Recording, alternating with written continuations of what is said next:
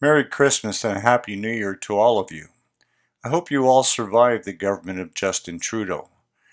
As we sit placidly by, our Prime Minister has raised the deficit to a stunning $400 billion. $400 billion.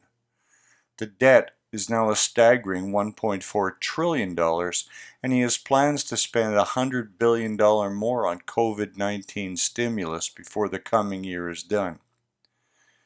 With Parliament being effectively shut down, he has done it as though he has a majority government, which of course he does not.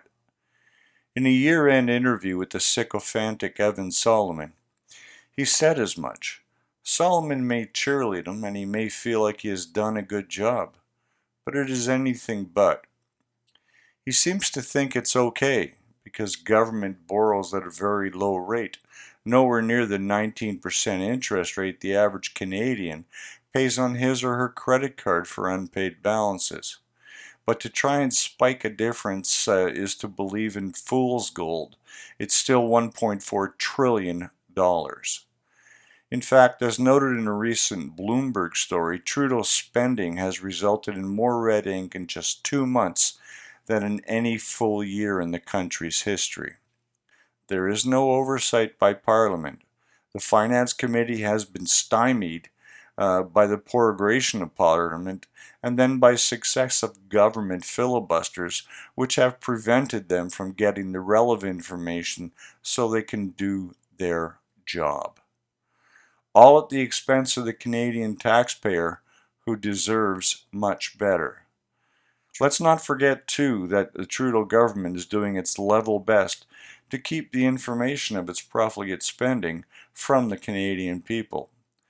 The Parliamentary Budget Office said so in November, that this is a problem.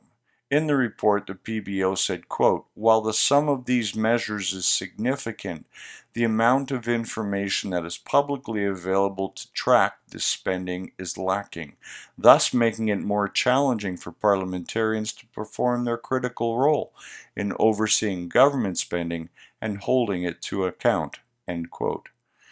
So he is spending our money like a drunken sailor and arrogantly not telling us or our watchdogs what he is spending the money on. It's really stunning. The bottom line is Justin Trudeau is showing a blatant disrespect for the money of the Canadian taxpayer, and there's little, if anything, we can do about it. So Happy New Year to you all. I hope this Prime Minister and this government will do much better, but I doubt that. For True North, I'm Leo Knight.